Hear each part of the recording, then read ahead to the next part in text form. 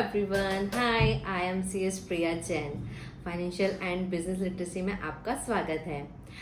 आज हम डिस्कस करेंगे प्राइवेट लिमिटेड कंपनी के बारे में। आपको कुछ नया बिजनेस, नया वेंचर स्टार्ट करना है तो आप एज अ प्रोप्राइटरशिप कर सकते हैं, एज अ पार्टनरशिप कर सकते हैं, LLP, private limited company, 1% company के थ्रू आप स्टार्ट कर सकते हैं। सबके एक अलग अलग रूल्स रेगुलेशंस हैं जिसके बारे में हम नेक्स्ट वीडियो में डिस्कस करेंगे। आज हम डिस्कस करेंगे प्राइवेट लिमिटेड कंपनी के बारे में। What is private limited company? एक ऐसा बिजनेस जो कि कंपनीज एक्ट 2013 के थ्रू गवर्न होता है, जिसे हम मिनिस्ट्री ऑफ कॉर्पोरेट अफेयर्स में रजिस्टर करते हैं, वो होता है प्राइवेट लिमिटेड कंपनी।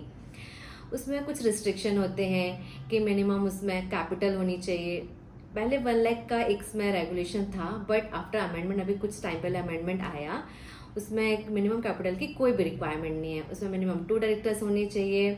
उसमें शेयर होल्डर, जब मिनिमम 2 लोग हैं, उससे ज़्यादा लोग मिलकर बिजनेस स्टार्ट करते हैं और जो कि रजिस्टर होता है कंपनीज एक्ट में, तो वो एक प्राइवेट लिमिटेड कंपनी हो जाती है। इसको बनाने के लिए कुछ बेसिक से रिक्वायरमेंट होती है। डायरेक्टर्स का KYC लगता है, बैंक स्टेटमेंट लगता है, डायरेक्टर्स की फ़ोटो लगती है और email ID, mobile number and आपको जो रजिस्टर ऑफिस का एड्रेस होता है उसका, वहाँ पे हमें इलेक्ट्रिसिटी बिल लगता है। अगर प्रॉपर्टी आपकी रेंट पे है तो रेंट एग्रीमेंट लगेगा, NOC लेना पड़ेगा। अगर आपकी प्रॉपर्टी आपकी खुद की है तो फिर आपको एक प्रॉपर्टी टैक्स रिसिप्ट या फिर जो रजिस्ट्री कॉपी होती है वो लगेगी। ये बेसिक से रिक्वायरमेंट है। कंपनी इनकॉर्पोरेट करने के लिए हार्डली 6 to 7 डेज लगते हैं। इसका छोटा सा प्रोसेस होता है। पहले तो हम कंपनी का नेम रिजर्व करते हैं, वो जैसे ही नेम अप्रूवल आता है हम इसका इनकॉर्पोरेशन करते हैं। इसमें स्टैम्प ड्यूटी पे करनी होती है जो कि स्टेट वाइज डिफर करती है, स्टेट टू स्टेट जो भी होता है। इसको बनाने का खर्चा हार्डली 15,000 या जो भी है उस पर डिपेंड करता है।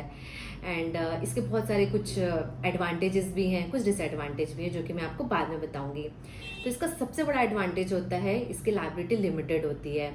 तो जो प्राइवेट कंपनी होती है उसका जो ओनर होता है, जिसने जितनी पूंजी लगाई है, बस लायबिलिटी वहीं तक लिमिट हो जाती है। उसमें उसकी पर्सनल एसेट्स पे कभी भी फर्क नहीं पड़ता है। कुछ भी फाइनेंशियल जो कि कभी क्रंचेस आ जाते हैं कंपनी में, तो उसको अपनी पर्सनल एसेट्स को कभी भी नहीं बेचना पड़ता है। सिर्फ जितनी कंपनी के नाम पे एसेट्स है, सिर्फ वहीं तक उसकी लायबिलिटी लिमिट होती है। इसका ये एक सेपरेट लीगल एंटिटी होती है।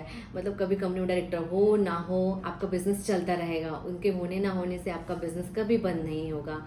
इसमें बहुत सारी ट्रांसपेरेंसी होती है। जो बहुत बड़े बड़े एंजल इन्वेस्टर्स होते हैं, बड़े बड़े, वो लोग क्यों प्राइवेट लिमिटेड कंपनी में इन्वेस्ट करना पसंद करते हैं? Just because of transparency. इसमें ट्रांसपेरेंसी होती है। आप भी जाके ऑनलाइन इसका डेटा चेक कर सकते हैं कि कंपनी कैपिटल क्या है, उसमें डायरेक्टर्स कौन कौन से हैं, चार्जेस क्या है, कंपनी की फाइलिंग कहाँ हुई है।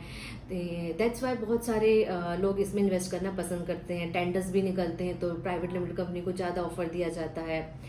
एंड अगर आपको कुछ यूनिक अपना ब्रांड बनाना है तो आप ऐसा प्राइवेट लिमिटेड कंपनी बना सकते हैं। आप अपना ट्रेडमार्क ले सकते हैं, ट्रेडमार्क के लिए अप्लाई कर सकते हैं, आपका नेम रिजर्व हो जाएगा।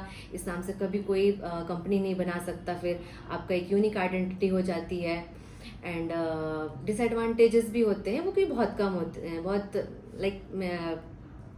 कुछ भी मतलब नहीं है, कहना चाहिए कि सिर्फ इसका कंप्लायंस से रिलेटेड डिसएडवांटेज होता है कि आपको कंपनी में टर्नओवर हो ना हो, आपको फाइलिंग करनी ही पड़ती है, ऑडिटर अपॉइंट करना पड़ता है। ये सबसे बड़ा डिसएडवांटेज है, बट इतना कोई मैटर नहीं करता है ये। इसमें कुछ मतलब हर साल 10,000, 15,000, मतलब 10,000 समथिंग कुछ का ऐसा एक्सपेंस आता है।